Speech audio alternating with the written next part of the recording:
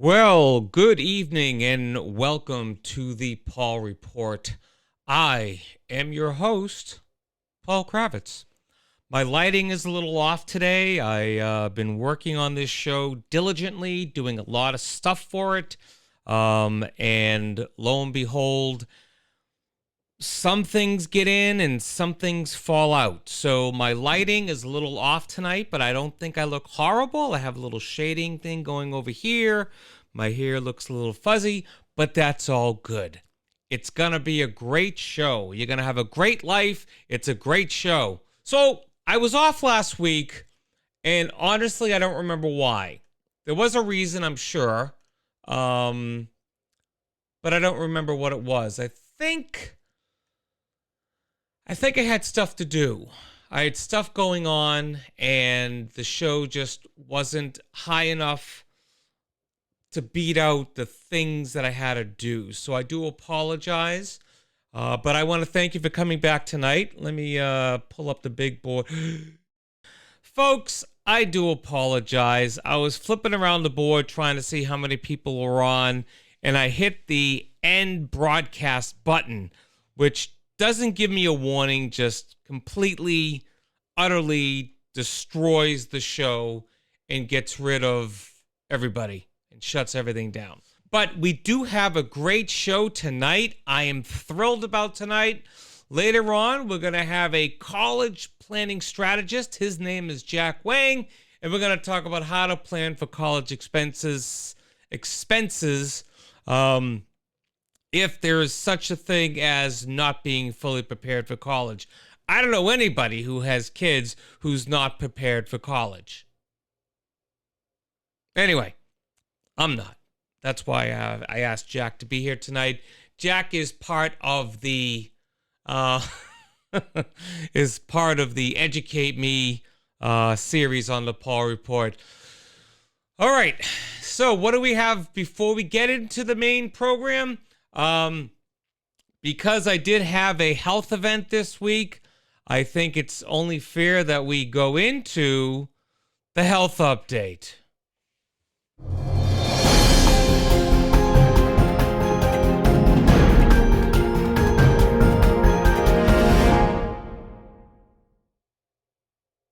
All right, so here we are with this week's health update.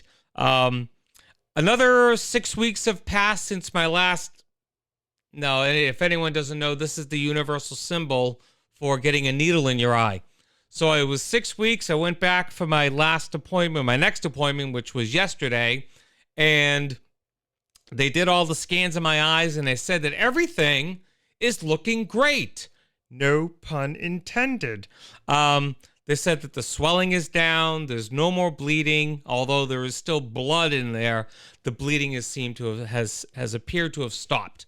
So they gave me an injection one in each eye, and pain ensued.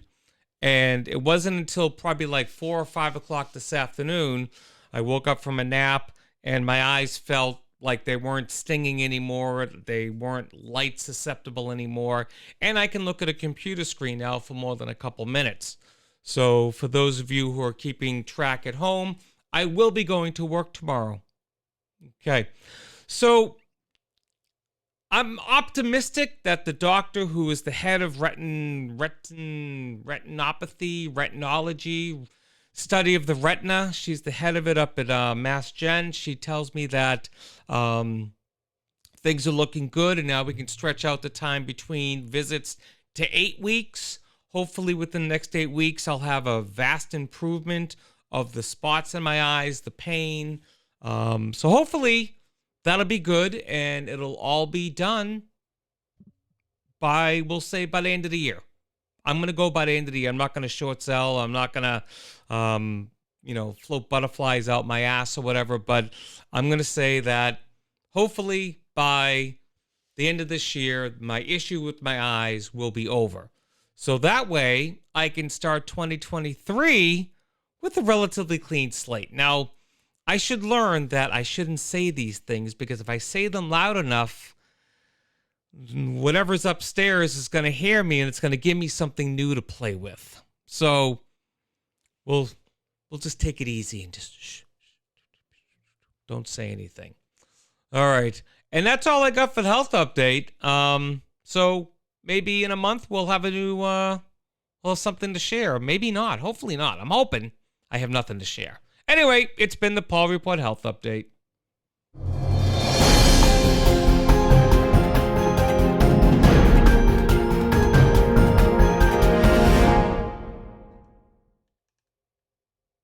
All right. So last week, I was supposed to see Spider-Man over the weekend with my son.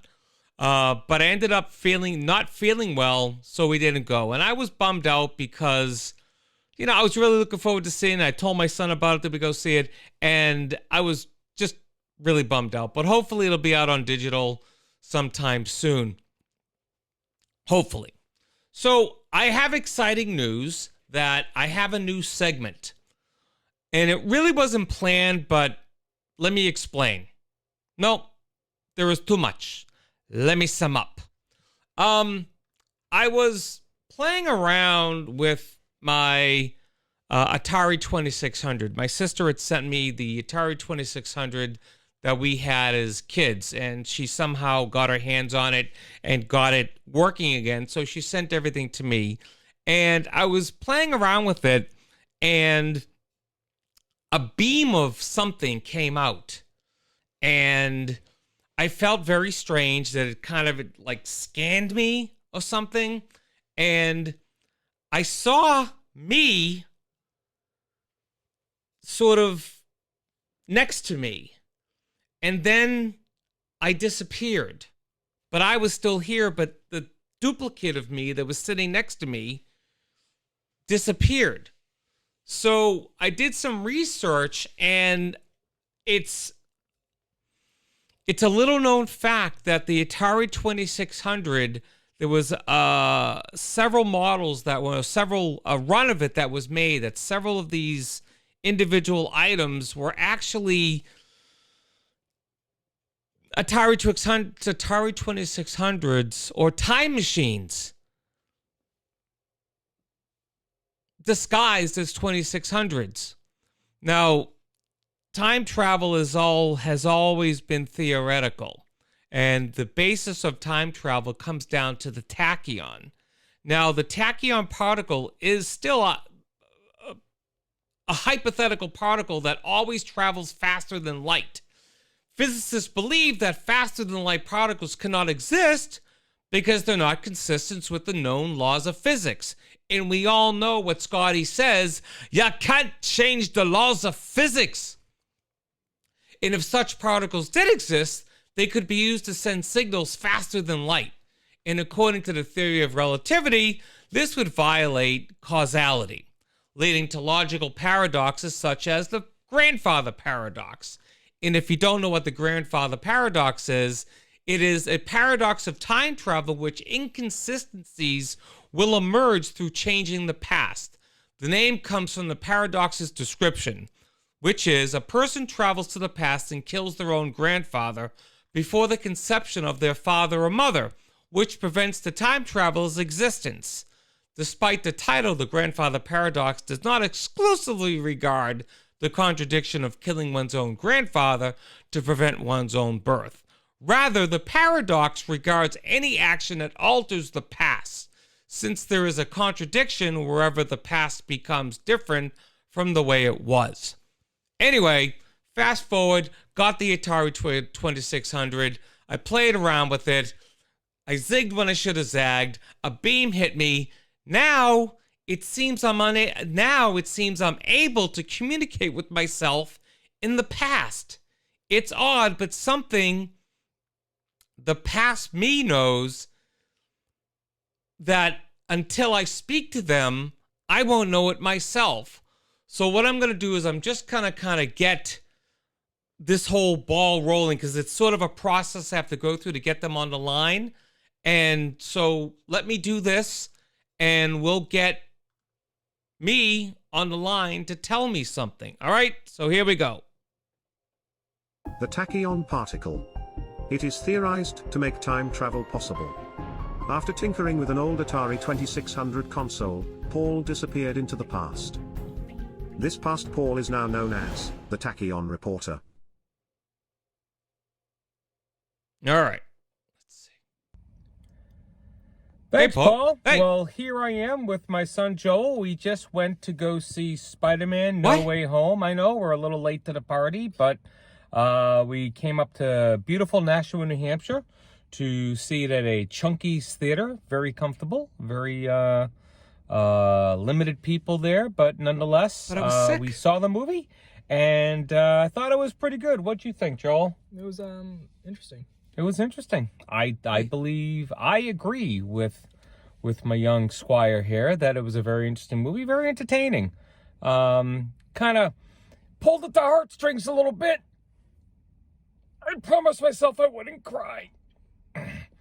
Anyway, so we're gonna head back. It was beautifully and sunny when we drove up here, but now it's a little snowy and rainy. So we're gonna head back now, and yeah. So I'm gonna throw it back to you in the studio, Paul. This is Paul reporting for the Paul Report. I think I could probably say Paul a few more times because I've said it a lot, but a few more times I think that'll work. Paul. Paul. Thank you. And back to you. I'm a little mystified here. I'm a little I'm white out. That's really not supposed to be happening, but I'm a little confused because all of a sudden I now have memories of seeing Spider-Man and then really enjoying that movie, but wow, that really messes with one's head. That he mentioned it, and that was in the past. That was definitely in the past, because I remember Saturday had the sunny weather and I don't know, this is just blowing my mind. This is just crazy. All right, well, I'm going to move this show along, and I'm going to get into what was voted the #1 feature on this show. So let's go hit up the GFY Award.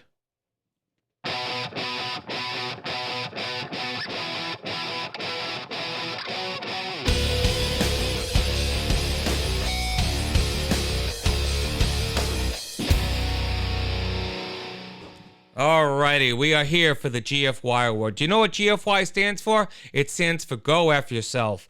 And I have this award because people are always saying and doing stupid things, and I needed some way to recognize them. So I created the GFY Award, and I gave it a nickname. I call it the Cruisy because I named it after Ted Cruz.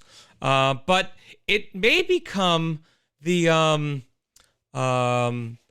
Tucker. I may call it the Tucker. And mainly because it rhymes with the F word. So we'll see, because Tucker Carlson is somewhat of a dingbat. And I'm working on my impression. I need to go to the same impression camp that Seth Meyers goes to, because I need to learn to do my Tucker Carlson impression. But anyway, he's not the winner this week. This week's winner of the Cruisy Tucker is a previous winner. They're winning it again. And you know, it's bad enough we have to deal with everything that happened today, with Putin, troops, the Ukraine, sanctions, possible world instability. The last thing we need is someone blaming all of this on unfounded, false, liar, pants on fire, yet proof of an election being stolen. Because this is what 45 claimed yet again while talking to Lauren Ingram on Fox News the other night. He was babbling on, saying all this happened because of a stolen election. Thankfully, 45 was cut off to go to coverage of the UN emergency session. And then when the session was over and Fox came back, graciously they went on to another story of mirth and merriment that only they can tell. So, for the love of all that is good and holy, 45, just please go away. Just go away. So, for this reason, The award this week is being given yet again to Donald Trump for being a dink. So here we are, giving the award to our former, I'm going to say it, hold on, President. Okay, there we go.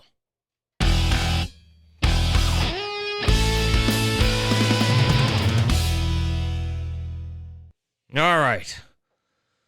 Oh, God, I just don't understand why he just doesn't go away. All right, so what we're going to do is we're going to take a short little break, and when we come back, I will have my good friend Jack Wang, college planning strategist. Jack Wang will be here after the promo, so please stick around. We will be right back. Do you have a nominee for Go F Yourself? Email thepaullreport@gmail.com. The Paul Report will return in just a moment. God help us all. Hello, my name is Andrew and you are watching the Paul Report. Having known Paul for some time, I only this to say, he is a real piece of work.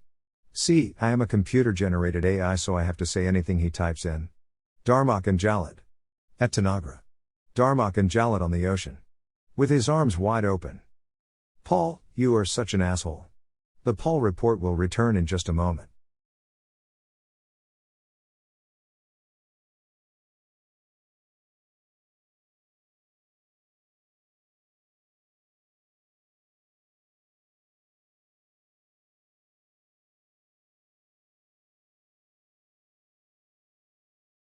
I was on mute. How do you like that? Yeah. All right. Thank you, everyone, for being here. I do want to say a quick hello to my wife who finally joined. Thank you. And to Rosalind, thank you again for showing up 2 weeks in a row now. Well, 2 shows in a row. So I do appreciate that. My guest. What else more can I say about my guest? Great guy, very knowledgeable, smart guy, helping people with college planning.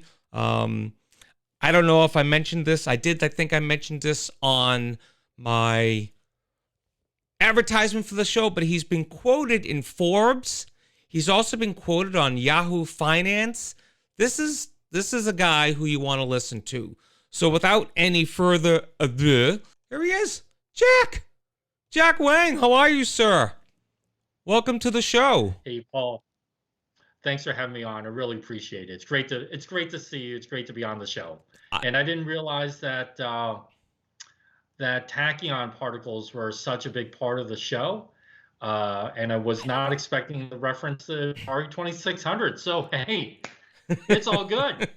I didn't know it was happening either. It was a fluke accident, and now there's a me roaming around the past going to be reporting, and then I'm going to learn something about what I did, what I don't remember doing, and doing it. So it's cool. I'm glad you'll have to come back and see the next segment, see what happens. But I want to get into your stuff because we have a lot of stuff to pack into the next half hour. So Jack, I do want you to start by just telling us a little bit about yourself, quick background and how you got started into this field of college planning. And then we can sort of just go into, we have a couple questions from the audience that were emailed to me. So we'll go through those and we'll start there. You're on this side. Yeah. Sorry. Yeah, so the superhero origin story.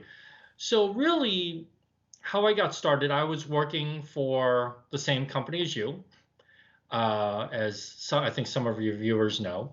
And what was going on at the time was that I was going through a divorce. And my 2 sons, my older son was, I think, a sophomore maybe or something. But as part of the divorce process, we need to figure out all of the usual provisions that typically go into a divorce, but also a provision for college, because college was right on the doorstep for him. As luck would have it, at the time I was playing on a men's baseball league team, and our starting shortstop, who I'm still really good friends with today, he is a financial aid officer was a financial aid officer for a college here in the Boston area. So in between innings, I would be peppering him with questions on all sorts of things related to college and financial aid. And he was gracious enough to tell me, Now, he has since moved, but we're still really good friends. And what I realized was that there was so much information, it was so complicated that, wow, if I have these questions, I'm sure other people have these questions. But it all started because I needed to know for myself. And the thing also is that it was so complicated, and because he worked in the industry, it's not something that the average person can Google. Even today, there's a lot of this stuff you can't just Google, right? You have to be in the industry to know it. And that's really how I got started. Was I left the company that we had worked for, and really struck out on my own to help others with this issue, because I was living, I had and was living it myself. And actually today, I have a couple of stepkids. I'm living this again. So, but now I'm helping other people with it. It's not just for me. Sorry, I muted myself because I had a little burpee. Anyway, so now you're in this business. You've been in it for roughly a little about 12 years now, 10 plus years for sure, and you are helping people strategize for college planning, really. And what does that, at a high level, what does that entail, or when is, I'm sorry, the question I want to ask is, when is a good time for people to start this process? Yeah, and so I'll answer that first, but I want to shed a little light on your prior question. So, of course, theoretically, right, in an ideal world, you start planning for college the day your kid is born. And I'll be very honest, that was the last thing on my mind when my two sons were born. I was, nervous, anxious, sleep deprived, everything that you can associate with new parents. And then, up to my eyeballs in diapers and onesies and what have you. The last thing I was thinking about was college. So while theoretically that's the best time to do it, the reality is very few families do that, right? Because you have other priorities. So families tend not to think about it through elementary school. Obviously, kids are really young. Families tend not to think about it through junior high. They start to think about it finally during high school. And quite often, in most areas, students don't even get to talk to their guidance counselor about college stuff until typically late junior year. So really, that's, now granted, some families start thinking about it a little bit earlier, but junior year is a pretty typical time of when families start to think about this. Now, as that relates to sort of your prior question, if you think about college planning in general, it really focuses around two specific areas. One is about getting into college, right? So these are all the questions about what kind of grades do I need, what kind of test scores, how many letters of recommendation, how do colleges look at extracurriculars, and all of those things, those all fall under the category of what I call, where can my kid get in? And it's an important question, right? That's what the school guidance counselor is there for. And you can find umpteen million of articles on the internet about this. But the other question that gets backburnered, and this is where I typically help, is on the finances. So often the way the families approach this is, hey, go find the right school or schools, then we'll figure out how to pay for it. Right? It is the only place in our country where this happens.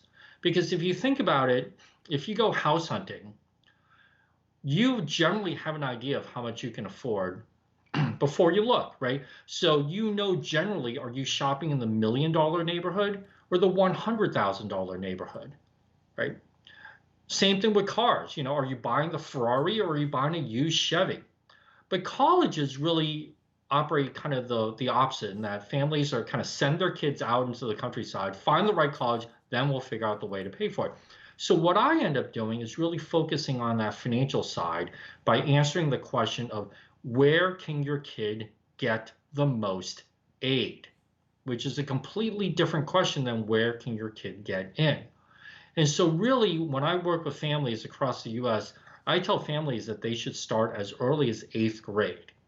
Even though parents say, whoa, whoa, whoa, my kid's 8th grade, or my kid just got to high school, and you want me to think about this now? Yes, actually, yes. Because it takes time for some of these things to, some of these strategies to kick in.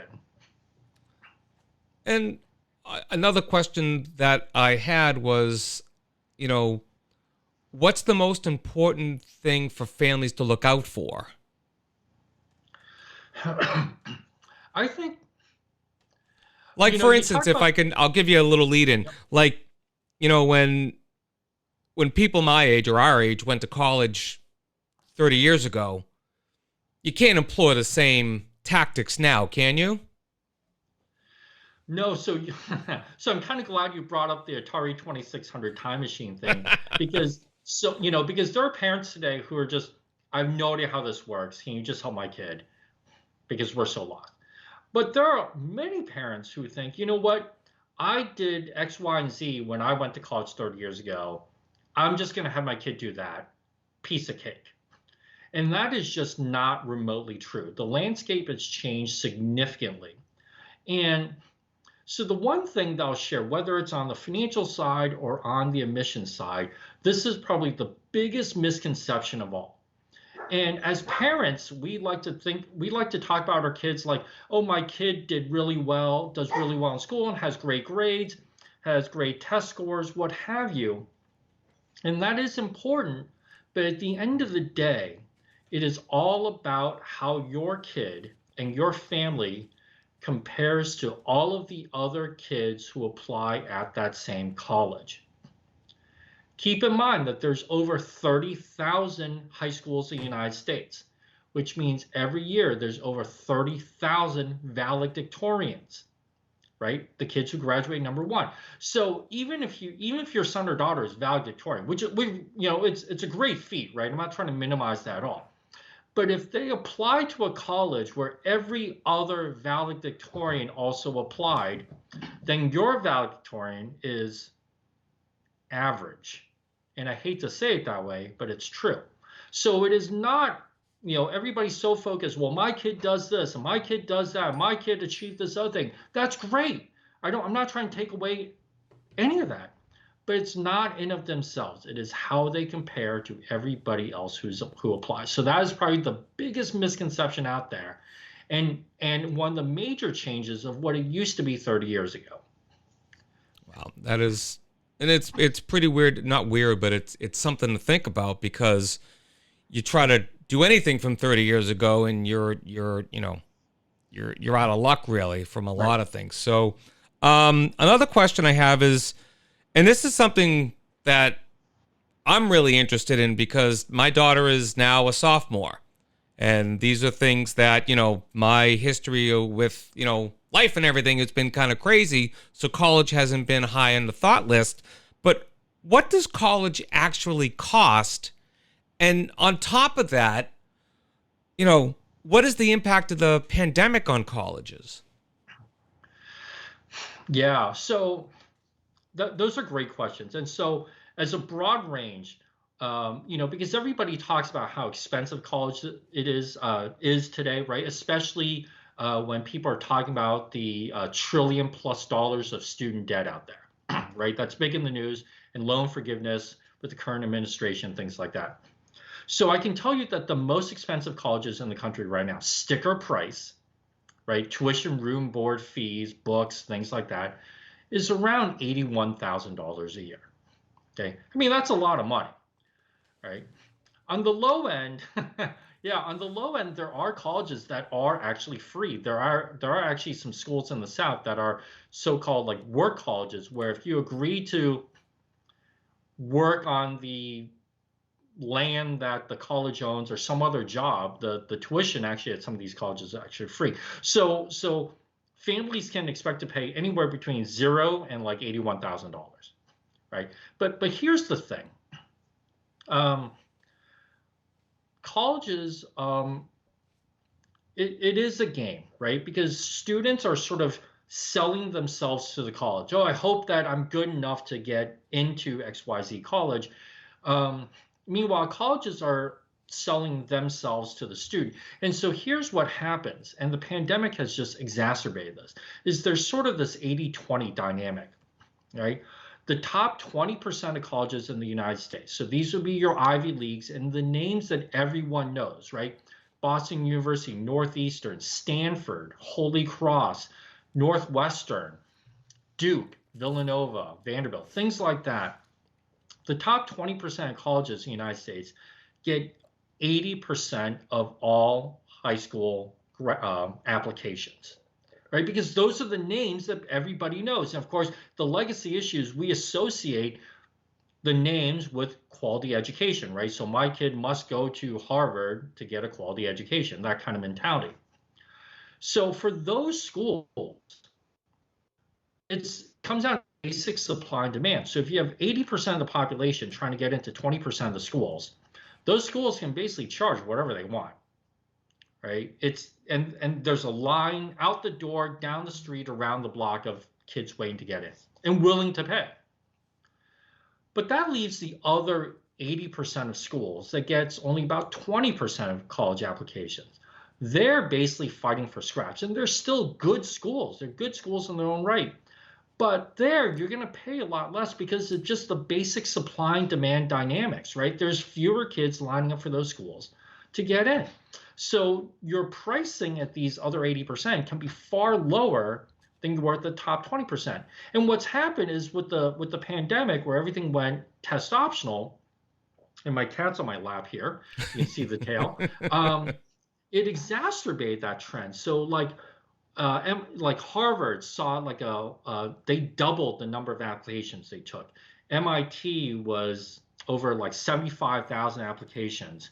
And so all these named schools got inundated with applications, which just made it even harder to get in, because remember, it's about how your student compares. So if you have to compare yourself against 110,000 other kids who applied to University of California, Irvine, it's hard to stand out against the other 110,000 students, right? And so simple economics, simple supply and demand drives pricing in those cases. So speaking of that, what are some of the misconceptions about saving and paying for college? Now that we've kind of talked about the saving part and the paying part, how much it costs, what are some of the misconceptions that people have that you found in your business? Yeah, so in terms of ways to save for college, I mean, you can save for college any number of ways. But I will tell you that, especially in the case of spouses, if you ask a married couple, hey, do you want to save for your kids' college? As a yes or no answer, 99.9% of the time of the people I deal with, the answer is yes. But the two spouses may have very, very different ideas of what that means, right? One spouse might say, hey, I had to work my way through college, so I'm only going to pay half of the in-state school for my kid because I want them to have a stake in the game. Okay, it's a fairly logical rationale. But the other parent might say, but my parents helped me with college, so I'm willing to, and I want to do that for our kids, so I'm willing to go 100% of a private school, which could be $81,000, right? And those are very different numbers. So how you save, whether you use this account or that account, but I always encourage families to sort of figure out what the target actually is, right? Like, is it 50% of an in-state school or 100% of a private? And then on the paying side, this is where strategies come in. So I talked about sort of the 80-20 rule. Oftentimes parents are just sort of unleashing the kids, like go find the right school for you. And of course, the kids end up at these top names, or they look at these top names. But you can pursue some of these other 80% and get really great deals, right? It's bargain hunting. It's however you want to say it, trying to find a deal, but that exists in the college. And so whether people use loans or savings or any other strategy to pay it, a large part of reducing the cost of your college stems from the search itself, the types of schools you're even looking at. You know, do they give a lot of merit scholarships? Are they generous with financial aid? How do they count your assets in the formula? All those things matter and help direct what type of schools you should even look at. So when I work with families, I'm telling them, hey, if you look at these 10 schools over here, they're likely to give you a lot more money than these other 10 that maybe your kid came up with. Right? So, side question to that: do you find that these kids they have sort of this pie in the sky image of the school they want to go to, but the parents sort of have this realistic, this is what we can afford? And do you find that there's, I don't want to say pushback, but do the kids sort of in numbers wise, percentages, do they kind of go, okay, this works for me, and they're not going to the school that they want to go to? Well, I can tell you this. So I'll give you an analogy. Think about when your son or daughter gets their license, okay? And they want to buy a car. So instead of you giving them your car or something, you say, hey, son or daughter, go out and just find the car that's right for you. And so you unleash these 17-year-old kids into the countryside, roaming the countryside, right? And again, you might have the used Chevy in mind or the used Toyota or whatever, but inevitably they end up at the Ferrari dealership, right? And we're looking at the brand new Ferrari. And of course, what they all say coming back is, oh, but Dad, it's a great car. All my friends are getting it, right? Et cetera, et cetera. And the biggest thing that parents are then challenged with, because they didn't set the financial boundaries, is now, if you imagine, you walk in as the parent to the Ferrari dealership, and you're trying to negotiate with the salesman, and what everybody's trying to do is buy the $300,000 Ferrari for $10,000, right? In the meantime, the lines out the door, down the street, around the block, with everybody with their $300,000 check in hand, ready, willing, and able to pay, and you're trying to convince the person in front of you, like, hey, my kid really wants this, so you should sell it to me for 10 grand, right? You're out of your mind, right? If you think that, but that's actually what happens. And so what ends up with the family is that some families will say, no, I'm sorry, I can't afford the $300,000 for the Ferrari. You're getting the used Chevy, okay? And then the kid ends up crying because they had their heart set on the Ferrari. Or the parents end up saying, you know what, we'll buy the Ferrari. We want you to have the best car or whatever, the flashiest car. And then parents take on debt. And there's a particular segment of debt, parent loans, that's the fastest growing a segment of federal debt, right? But now they're crying because the kid got what they wanted, but the parents realize that they're basically going to be indentured servants from now till the end of time, right? Because they took out this massive loan to pay for their kids' Ferrari, right? College. Yep. So if you don't set these in the beginning, somebody is going to end up crying. Always. That's a great analogy. Speaking of, you mentioned financial aid earlier. What are the different types of aid, and where does that money come from? Yeah. So there's financial aid, which is typically based on family income and assets, and then what's called merit aid, which is, grades, test scores, and other factors. A lot of people think that there's a real hard line between those two. There really isn't. The line's very blurry. But oftentimes when you think about college, everybody says, you got to fill out the FAFSA. You got to fill out the FAFSA, the financial aid form, the FAFSA. Okay, yeah, sure, fill. But that's at the end of the process. But what happens is most people think, oh, the majority of the money comes from the federal government, and that's actually not true. So if you actually look at where college aid comes from, yes, at the very broad level, the majority of aid for the money for college does come from the federal government, but the majority of that money is in the form of loans, right? And people hear about student loans all the time, so that's not a really good thing. So if you're looking for money that isn't in the form of loans, the largest source is actually the colleges themselves, right? And whether they have a huge endowment or not actually is irrelevant. But the majority of aid comes from the colleges themselves, which then introduces this dynamic.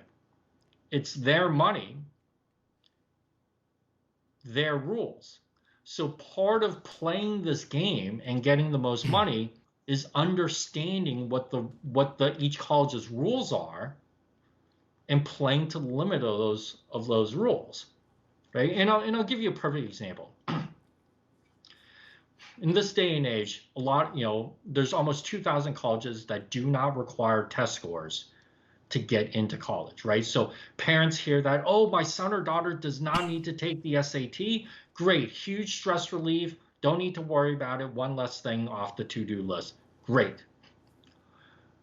But there's industry research that says, but 80% of all colleges still use test scores to determine the amount of scholarships that they get. So which means that there are colleges around this country where if you do not submit a test score, you can get in, but you will get zero money, right? So you think, great, I didn't have to stress out about this 3-hour test. Okay, but hey, you didn't submit, zero money. There's other schools that say, you know what, we'll consider you for some, but we won't consider you for the big money pile because you didn't submit. And then other schools, it doesn't matter. So this is where some of these start to diverge, right? And understanding the rules and the sources is that, that's a school rule. Hey, if you submit, we'll consider you for scholarships. If you don't submit, we won't. That's the rule of the school. So to get access to the majority of money, you need to understand the rules of the school, and they can set the rules because it's their money. Understandable. So I have a question from one of our viewers. She asks, what is the average college loan debt for graduating students these days? Yeah, so for students themselves, there is a federal loan program called the Federal Direct Loan that goes to the students themselves, right? So no credit check, no cosigner, very favorable terms to the student. But after 4 years, the most that a student can borrow is $27,000. After 4 years, that's it, $27,000, right? So the stories of, hey, I graduated college with $200,000 in debt doesn't come from that. So the stories of, I graduated $200,000 in debt, where does that come from? It comes from two primary scenarios. Number one, it comes from graduate school. Because if you have to go on to medical school, law school, or any kind of graduate degree, the student themselves are allowed to borrow as much as they need. So if medical school is 90 grand a year, then that person can borrow 90 grand a year, okay? The other scenario is with cosign debt. So this is when parents borrow, but they cosign for their son or daughter. And it's obviously an important concept, but I don't necessarily treat it as student debt because remember, if the student can't pay, the parents are still legally on the hook because they're co-signers, right? So if you look at federal data, the average amount of student debt that the undergraduate student graduates with, it's $27,000, right? Plus some interest maybe, so $30,000 after 4 years. But if you look at graduate level debt, then this is when you get the 50, the 100, the 150, the 200,000, the 300,000 scary numbers that we tend to see, in the news. But if your kid doesn't need to go to graduate school, then they don't need to borrow, right? Mm-hmm. So the reality is, how much debt does your kid typically graduate with? It's not that much, and it doesn't have to be that much unless you want your kid to buy the Ferrari. Piggyback on that, can families pay for college without accumulating a ton of debt? And if so, how? Yeah, absolutely. That's a great question because parents often think about paying for college in a very binary sense, right? You either have the money saved ahead of time or you have to borrow, right? It's one or the other. And that's not always the case. And so when I work with families, I rarely have families that have saved enough. But there actually is another source of aid that I didn't mention earlier, and that's the IRS, There's a lot of things in the tax code that and strategies that people can take advantage of. And so what that means is that using some advanced tax strategies, using some financial strategies, or a combination of, you can actually pay for a large chunk of college without debt, right? And you maximize the aid you get from college and things like that. In fact, I'll give you an example. I'm working with a family now here in Massachusetts, and using tax strategies alone, okay, in their situation, they're not a high-income family, but using tax strategies alone, we're going to have all 4 years of UMass in-state paid for, right? All 4 years, done, just from income tax savings alone. So it can be done. And obviously, this is why you start a little bit earlier than later, is because strategies like that would make that happen, obviously, the longer they go, the better off you are. All right, so, excuse me. Just reading another question I had come in via email. They wanted to ask, how do federal loans work? Yeah, so federal loans, so the federal loans that go to the student are called direct loans. There's no credit check, no cosigner needed, no income needed, because it's to the student, right? Low fixed interest rate, tons of legally baked in protections for income changes, deferment, forbearance, things like that, in case they can't pay for a temporary period of time. Yeah, and it's great. But unfortunately, the dollar amounts that you can borrow are very low, right? So freshman year, a student can only borrow $5,500. So it's not a lot. But those are direct loans. And so oftentimes parents will say, I want my kid to have a stake in the game. And I tell them, one of the ways that your student can have a stake in the game is by taking these direct loans, because it's cheap money. And this past year, the interest rate, the fixed interest rate, was 3.73. You can't beat that anywhere. But then there's another version of federal loans called the Parent Plus loan, and these are to the parent. There's basically no credit check. It's a very soft, small one. But here, this is where people get into trouble, and why this is the fastest growing segment of student debt, is because the Parent Plus loan allows a parent to borrow as much as they need for college, which means if you say yes to your kid, and you're willing to borrow the $80,000 a year it takes, and you're to whatever school that is, you can do that even if you don't have a job, even if like your credit score is like 350. Okay, so again, it does not exist anywhere else in our society, because again, if you think about, if you're buying a house, you're approved by the bank for a certain amount. So if you want to buy more house than that, you have to have the cash, right? Down payment. Or you can buy less than that.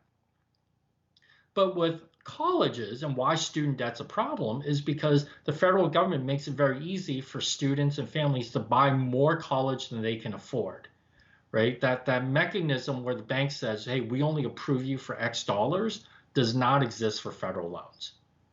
So it's up to the family, really, then it's important to have these kind of discussions, say, hey, listen, we love you, but we can't afford more than X or whatever, right? So that parents and students can have realistic expectations, so that someone doesn't end up crying at the end of the process. That damn crying. So we're running short on time, but I'm if you can stay a few extra minutes, I just want to really drill into these loans. All this stuff has language in the agreements. What type of things should parents avoid when reading these documents, and what should they look for to avoid or to save them headache down the road? What type of language should they look for? So in the case of private loans, they're among the most flexible of all types of student loans, the federal direct and the federal plus. So there is language in there that parents do need to watch out for, but they're really, really flexible. So there's not a lot of danger in taking federal loans other than you can overborrow, right? Like we just talked about that. When you really have to pay attention is when you get into private loans. So these are from banks or credit unions or things like that. And we see advertisements for them on TV and online. Because they're from private lenders, banks, they're underwritten like a mortgage, right? So you have to have a good credit score. You actually have to have a job and all this other stuff. And of course, what everybody focuses on is what's the rate? What's the rate, right? What's the interest rate? Low is better, higher, worse. But with private loans, there's provisions like co-signer releases. So if you, as a parent, if you co-sign for your son or daughter, some lenders will let you out after 2 years. Others don't let you out until after 4, right? There's different repayment provisions. There's different what's called forbearance provisions. And so there's one thing I know that says for the loan, okay, if you lose your job and something happens and you can't pay, they'll give you 12 months of forbearance, no payments. Interest accrues, but no payments. But let's say you're out of work for 12 months and you use up that 12-month period. And then a couple years later, you lose your job again, right? You get laid off again. That company is going to say, sorry, you've used up all your forbearance time on this loan.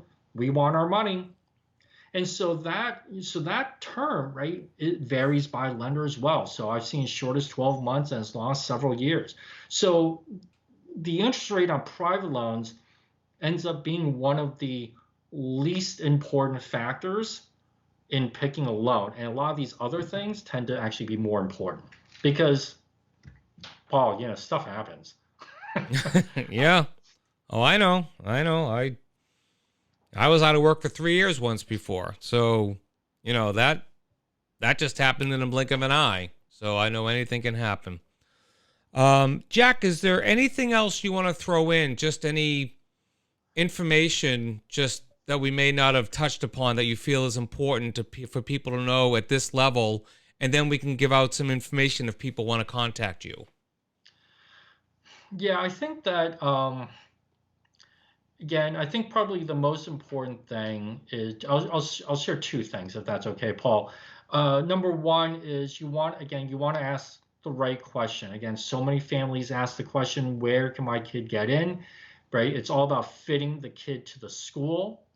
But if money really matters, you really have to ask what schools will give my kid the most aid, which is finding the school that fits your kid versus the other way, which is fit your kid to the school, right? If that makes sense. Yep. That's number one. Number two, it starts early. I mean, I do what's called late stage planning. So it's 8th grade, 9th grade, 10th grade. The earlier you start, the more some of these strategies have an impact. So, parents might think, hey, my kid's a freshman in high school. She just got to high school. The last thing I want to think about is college, but that's exactly when you want to think about it. Yep. Fantastic. Well, Jack, as far as the educate me portion of this, you hit a home run, and I know you're a baseball guy, so you get it. You're not going to score the touchdown, but you're going to get the home run. 2 different sports. I know. I'm just being a dad. So let me get some information on screen here, and let's see. You are here. So I have your information on screen. If you just want to give out your email address and just say it with your website just to go along with what's on the screen. Yeah, so always happy to answer questions. People can reach me via email. It's jack@innovativewealth.com, or the website is www.innovativewealth.com. And I will also post these into the chat after the video is done and also place it on YouTube.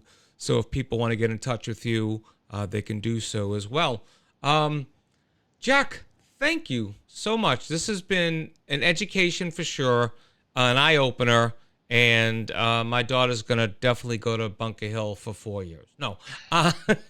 No, we're gonna do some... my wife is really good at these things because she got both of her kids off to college, and when you said Parent Plus, I knew that was something that I heard about before. So hopefully, if anyone's watching this, they can reach out to you, and retain your services and you can help them out.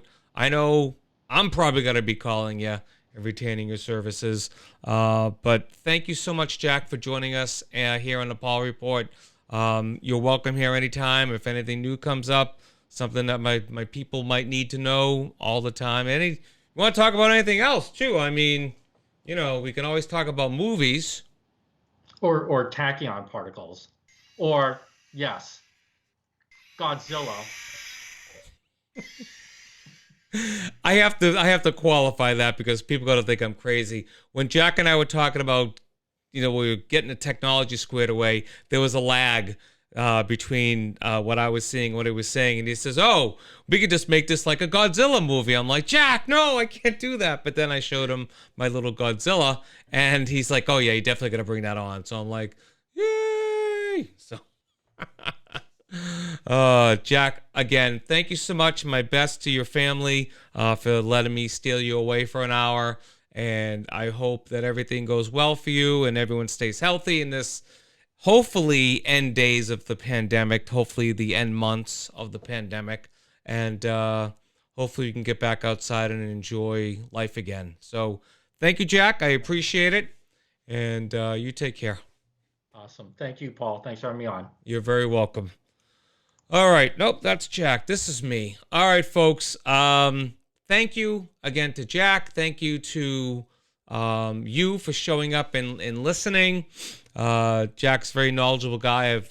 I've known Jack for so many years now, and he's never disappointed me. So that's a ringing endorsement right there, because I am very easy to disappoint, and he never did it. So we'll be back again, hopefully next week, unless the world falls apart. I still do not have a host for the show, so for right now, it's going to be up on YouTube for the time being until I get something else. You have a comment about the show, if you want Jack's information, I will post it into the chat of the show. And I think that's all I have. I'm going to see if I can find the proper get out of jail free card here for getting out of this show. Let's see. I don't have.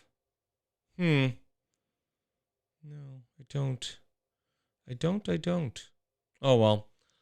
Anyway, folks, thank you so much for joining. My name is Paul. I am the chief cook and bottle washer here at the Paul Report. You have any questions for me? thepaulreport@gmail.com. You can look up my website, thepaulreport.net. I'm trying to update it as much as I can, but I'm one man doing the work of several. All right, everybody. Have a good week, and we'll see you next time. Yes.